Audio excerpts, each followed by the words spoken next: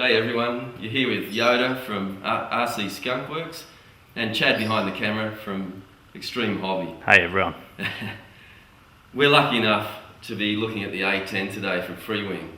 It's a brand new plane. This is the first demo that's been sent to Australia through Extreme Hobby, and I believe, Chad, you've got stock coming in the next shipment.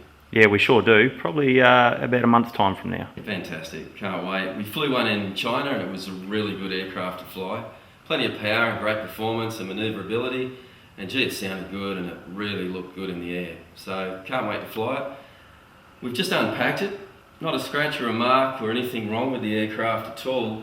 It's amazing what they can pack in such a small box. If you look up here, it's not a really big box, but it turns out to be quite a big model. It's actually quite awkward to even hold it, it's so big. It's 1700mm wingspan. It's really got a lot of presence, like I said, in the air. Compared to the FMS one, completely different. It's, you'd think the FMS at 1500mm compared to the 1700 on the Freewing, there wouldn't be much difference, but it's huge, guys. Believe me, this thing looks great in the air. It's so big. It's got twin 80mm fans. It comes with full Ordnance in the packaging, so you don't have to buy that separately like some of the aircraft. Great speed controllers from Hobbywing at 100 amps, so nothing's going to go wrong in that respect. And a great flying machine I found. Today we're going to get into the build. Very soon we're going to get out to the field and fly the thing, so I can't wait for that. So we'll clear the table and we'll start the build. Right, we're back. We have the fuselage up on the table. All I've done is just insert the main carbon spar into its little groove there and started to apply some 30-minute epoxy, two-part epoxy, which I've already mixed up. You don't have to use a lot of glue, guys, otherwise it will squeeze out and you will see it on the seam. So best to use a small amount because the way they've got the rods set up and everything, it's very, very secure anyway, and it only just needs to hold it together. They did actually provide us with a pull-through rod as well, which I thought that was great. So for one of the LED lights at the back, they've got a cord here. I've already stuck that onto the pull-through. I'm about to pull that through as I close the whole system up. So let's push that together and see how it goes. These are set up in the factory with a jig, so I think it's going to get no problems at all. Everything else in Freewing range seems to, so let's give it a go. I haven't actually tried it yet. Let's just push it together and see. Can you see that, Chad? Sure can there, Yoda. Good on you, mate. Okay, yeah, look at that. All three feeding in beautifully. Haven't gone too hard on the glue. It's going in nicely. Hopefully it just all squeezes in there. A little bit of push from the back. Oh, look at that. Fits like a glove. I'll just make sure that's all the way home. We don't have glue pouring out anywhere. Perfect. That's a really nice seam line. And no glue at all showing. That'll be so strong. I'll just wipe any excess glue out of the groove in case that's needed for any other accessories or any other part of the build. There's that wire I've pulled through. So that part of the job was very simple, wasn't it? Yeah, sure was. Very accurate, very precise. There we go. Good start to a kit build. It is, gives you confidence. So that's cleaned up. And I'll just make sure, just check from time to time as the glue's drying that it doesn't pull apart in any way. Keep it nice and tight. And we can put that aside and we'll get on with the rest of the build.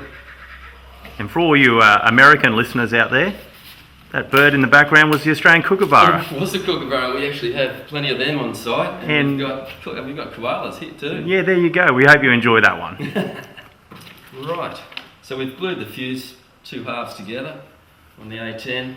I'm just going to follow the instructions from Freewing and see how we go with it. So step by step, first thing they said was put these two parts together. The lead that we threaded up through the fuselage terminated in here, if you can see inside. And there's a printed circuit board up in here. And that's where everything terminates and comes out of for the connection to the receiver. So it's nice and simple, it works very easily. Have a look at the size of the battery bay. It is massive. They're talking up to two 5200 6-cell batteries. So much room, it's cavernous. I reckon we could put two 8000s in there and really fly the thing. But a really nice big battery bay. So let's continue on with this build. Okay, we're up to the tailplane assembly as per the instructions. So there's a few wires to pull through, like most models. A bit of wire. I've already using the pull through up here, already attached a couple of the elevator wires. So now I'm pulling through the fin, the rudders. So the wires from the servos on the fins. So I've just put a bit of tape on there. We just push that up through, start it off, and then ease it on through. Ease it on through. Come on, baby. Come through. Okay, maybe not so easy. I've obviously got it snagged somewhere. Yeah, this is real model building, everyone. This is not rehearsed. No, nothing rehearsed. Okay, pulling this wire through. There we go. She's through. How good's that? So we do that both sides, then we attach both fins, then we put all the wires up through the middle of the fuselage, pull them through, and then we screw down the whole tailplane assembly. It's as simple as that. It would take a maximum of 5 minutes, I would say. It's all fitting really nicely. Let's get rid of this. Looking good.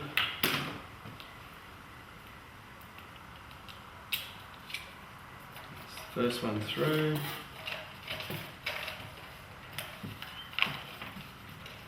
What I like about this too, it's not only just the dowels that are adjoining the fins. They've thought about, it's sort of over center locks on the plastic components as well.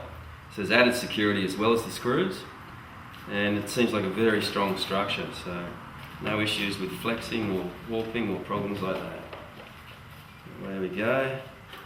Just pushes on very simply, very, very secure. 2 screws in the end, job done, so easy. I'll just put those screws in off camera and then we'll come back and do the other side.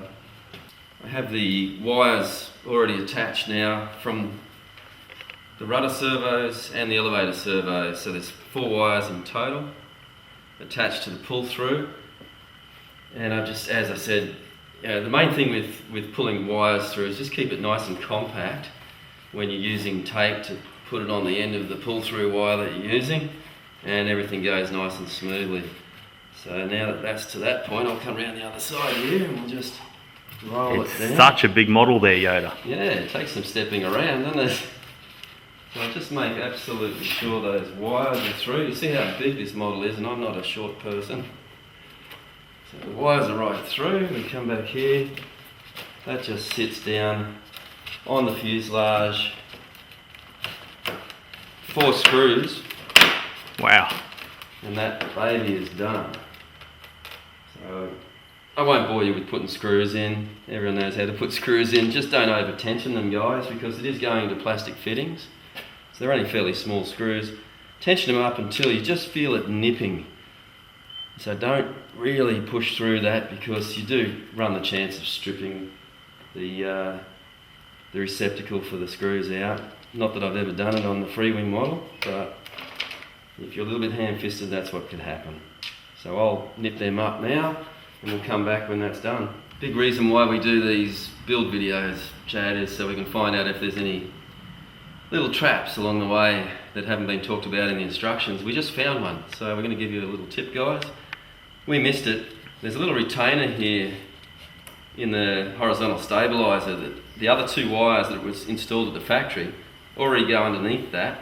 We just pulled the fin, the rudder wires through, and simply went to install the whole system. After we pulled all the wires up through the fuselage, we found it wasn't seated just where we wanted it. It wouldn't screw right down. Pulled it apart, had a look. So a little trap, if you don't push those wires first, I'll show you with the end of one of them, down through that little retainer there, push him through, yeah, pull him through like the other ones from the factory, then attach him to the pull through and pull him through the fuselage. Then this whole arrangement will sit down nicely. It's been well engineered, but just a little step they missed out on the instructions, guys. Here we go. I've just been into the shed to change the old EC5 plugs out, because I just have a preference for anti-spark plugs. So I've just been in soldering them on. That part of the job is done. So now all we've got to do is pull the wires through so they're up the front and ready for receiving batteries. And I'll do that one at a time because there's not a huge amount of room there. They only fit one at a time through there. So I'll use the pull through wire. We'll pull each one through one at a time, including the ESC controller wires for the throttle. And then we'll come back and we'll just show the pod going on, and we'll screw that down with 6 screws just as per the instruction manual. And with just a quick note there too, Yoda, we've got some nice new anti-spark plugs coming in this container. Good point. Yeah, We do. and So we'll...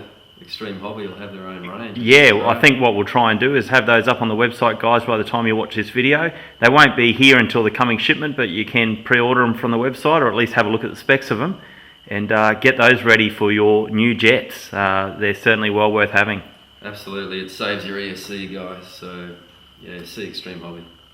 Right, we've just pulled the wires through one by one for both ESCs. Well, the wires went through quite easily and had no issues whatsoever. So just do them one at a time though, guys, like we explained earlier. And then it's just 6 screws to fit this whole power unit down onto the fuselage. And the fit is snug. So we'll just put screw by screw in. Like I say, be careful tensioning them up. Have a bit of feel about using the screwdriver and don't strip anything. Nice. Such an easy model to put together so far. Very happy with it.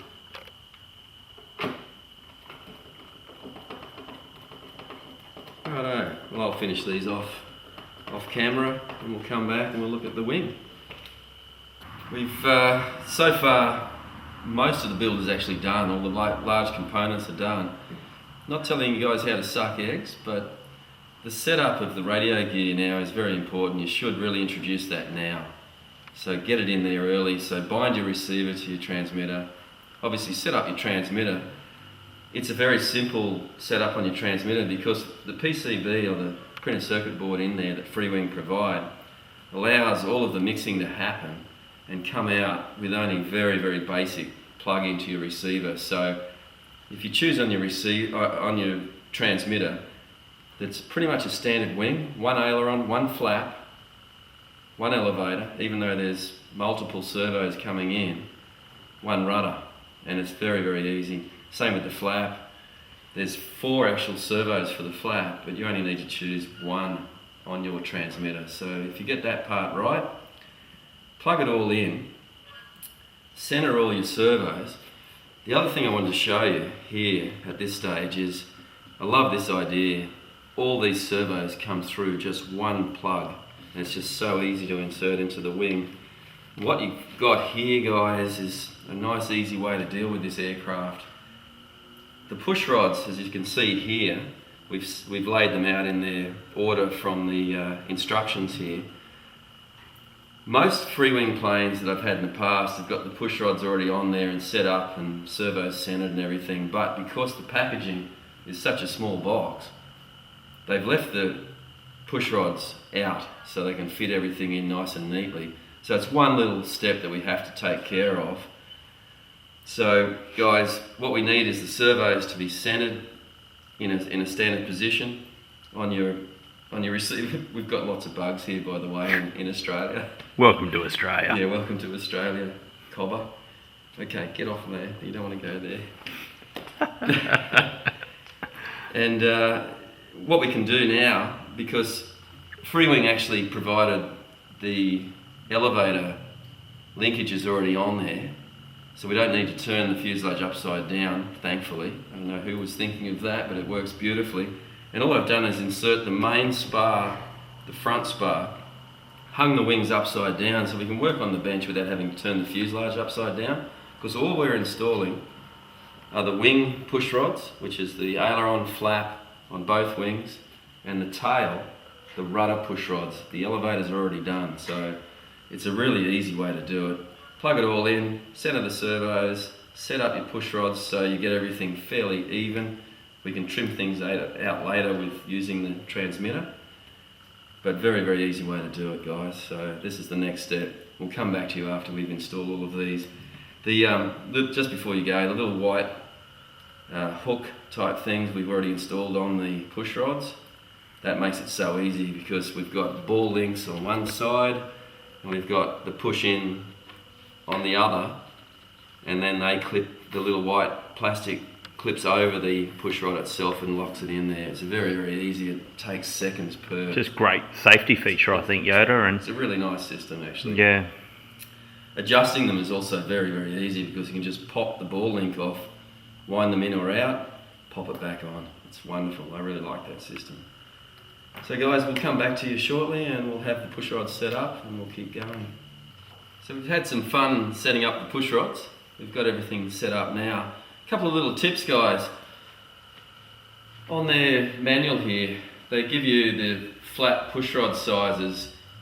They're wrong way around, guys. So the inboard one should be the longer one, the 76mm. The outboard flat push rod should be the 63mm. That's what we found. It's very easy once you've set up your radio gear, but guys, remember, flap should always start, your servo control horn should always start right back towards the back, because the flap, as it actuates, comes forward, so you push, so your servo actually comes forward. So you need to set up your transmitter first and have your servos with the arms back first. Once you get that position, you'll get the push rods. They'll just naturally fall into place. Very easy to adjust. Get everything fairly well lined up so you don't have to use any trim. So your ailerons, your flaps, your elevator, your rudder, have that all sorted out.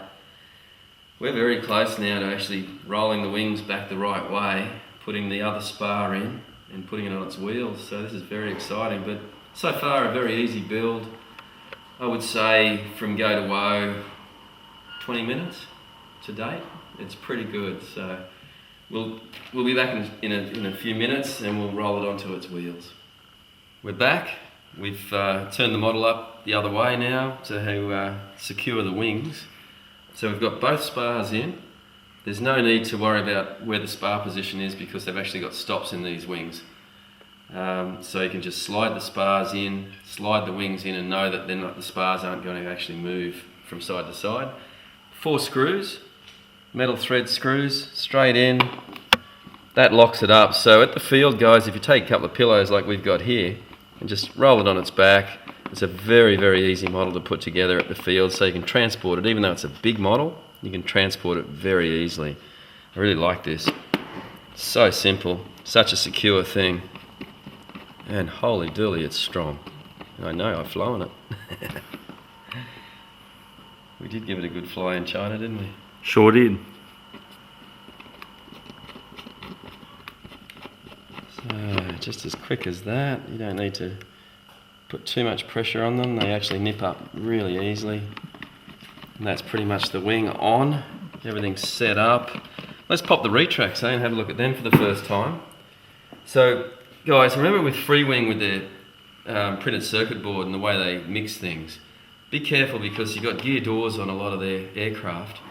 If you turn on everything and you've got gear selected up after you've stored it and you're about to transport it, put it together at the field, and you've got it on on its belly, if you've got your gear switch up, unfortunately, the way everything's mixed, the gear door will come open, it'll cycle once and you'll end up popping the gear door off somehow and you could damage it. So I suggest the best thing you can do before you plug your battery in is have your gear switch in the down position, and it stops anything from happening. It stops that gear door from cycling. So remember, gear down when you plug it in stops the gear door from cycling. So that's very, very important.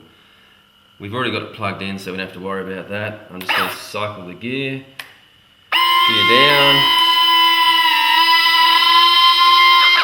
There you go, look at that. Oh, nice. And the gear door comes back. That looks really good. All nice and flush. That looks nice. great. And we know from experience, from watching it in someone else's hands after I flew it, it got smacked on the ground very, very hard. I've never seen an aircraft smacked into concrete that hard. And you know what? The undercarriage survived. He came round and landed the thing on all three, and he didn't damage it. I couldn't believe it. We've got the video we're going to show you guys. But that is one hell of a strong setup with undercarriage. All CNC, love it. Nice big wheels. It's going to handle all sorts of grass strips. Really good suspension too. Excellent suspension. We're able to cycle that again there, Yoda. Righto, let's go again. Door open, gear coming in, beautiful. Lights going off, gear door, there you go. Gotta love that. I love the way too, the wheels get locked up when they come in. It's like they'll be spinning and they'll stop. It's really nice, really good. Let's have a look at some flap at some stage too. We might just set that up on the transmitter and bring the flap out. I don't think I've got it set up properly yet.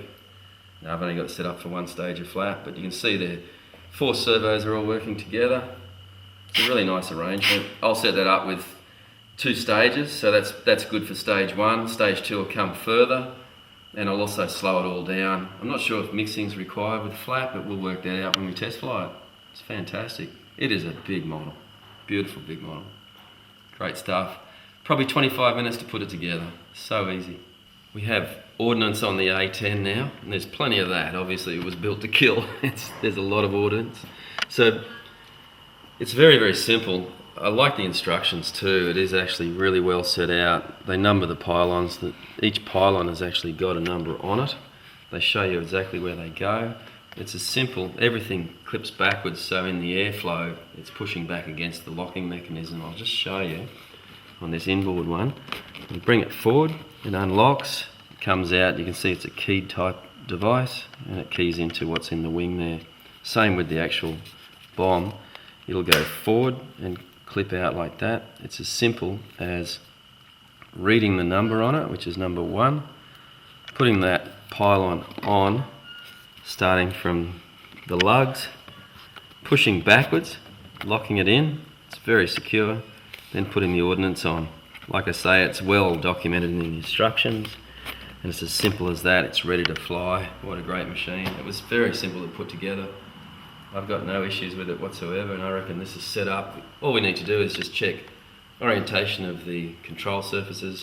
They do actually have quite detailed instructions on throws on all of the elevators, rudders, ailerons and everything in the instructions. They also talk about mixing for the flaps with elevators. So guys, just read the instructions, and that's a good starting point, and then you can go fly from there and make changes as required. But that was one of the easiest Freewing builds we've ever done. It was probably 25 to 30 minutes tops, and you're out in the flying field. That's true ARF. We're definitely on the home straight. You can see it's very exciting. It's on its wheels. Very minor things to do, like stickers to put on, and great news is they've given 3 different schemes, so you can sticker it up how you want it, guys, and make it look to your liking. I really like that idea. A really nice decal set. The other thing we haven't done yet is put on these little scale details down here. I'm not sure if you can see them, little strakes, aerials, stuff like that. Pitot tube for you scale guys. You can plaster it all up all over it. So they've gone into a lot of detail with this model. As you can see, it is a very big model. It's way bigger than you realise. I can't believe it comes out of that box. So guys, a fantastic build, a beautiful model. I have flown one in China. It was really good. We are going to test fly this and set it up, and I'll give you some ideas on what I think the flap settings and the ailerons, everything, if there's any change from what Freewing is saying. Overall, a great build. They're coming to Australia very soon. The sea container that Chad tells me is just about ready to be packed. It's literally only 3 to 4 weeks away. These hit Australian shores, and you can pick them up from your hobby supplier, Extreme Hobbies in Tingalpa. Look them up on the internet. Great service. Freewing does a great job, along with Chad and Extreme Hobbies. So guys, been a great build. Can't wait to fly it. See you out in the flying field.